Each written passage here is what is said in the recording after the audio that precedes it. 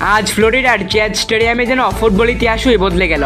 প্রথমবারের মতো MLS cup ফাইনালে উঠেছে লিওনেল মেসির ইন্টার মায়ামি, আর এর নায়ক একজন তরুণ আর্জেন্টাইন তাদেও আলেন্দে। নিউ ইয়র্ক সিটিকে 5-1 গোলে উড়িয়ে দিয়েছে ইন্টার মায়ামি। খেলা শুরু থেকে মায়ামি যেন এক আলাদা ছন্দে।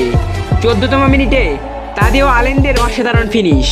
রদ্রিগো দিপলের নিখুঁত অ্যাসিস্ট থেকে আলেন্দে বল জালে জড়ান। স্কোর 1-0।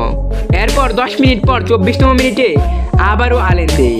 জর্দি আলবার বাতাস কাঁপানো ক্রস, আলেন্দের মাথায় লেগে বল চলে যায় নিউ ইয়র্ক সিটির জালে। তখন স্কোর 2-0। মায়ামি তখন আগুনে। তবে 37তম মিনিটে নিউ ইয়র্ক সিটির জাস্টিন হাগ এক গোল শোধ করে। স্কোর দাঁড়ায় 2-1। বিরতিতে যায় দুই দলের টান উত্তেজনা। দ্বিতীয়ার্ধে এসে শুরু হয় মায়ামির আসল শো। 67তম মিনিটে মেসিকে বক্সে ঘিরে ফেলেন ডিফেন্ডাররা, কিন্তু তিনি শান্ত বুদ্ধিদীপ্ত এক পাস বাড়িয়ে দেন মাত্র 19 বছর বয়সী মাতেও সিলভেত্তির কাছে। তিনি ঠান্ডা মাথায় বল জালে জড়ান। এখন স্কোর 3-1।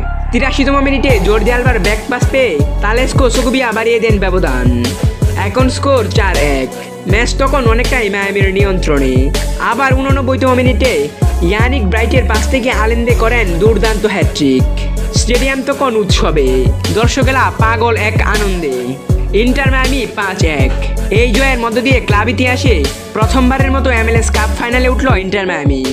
আগামী 6 ডিসেম্বর তারা খেলবে সানডিয়াগো বা ভ্যাঙ্কুভার হোয়াইট ক্যাপসের মধ্যে বিজয়ীদের বিপক্ষে। মেসিদের এই আগুন ফর্মে ফাইনালে কি হয়, এখন সেদিকেই তাকিয়ে ফুটবল দুনিয়া।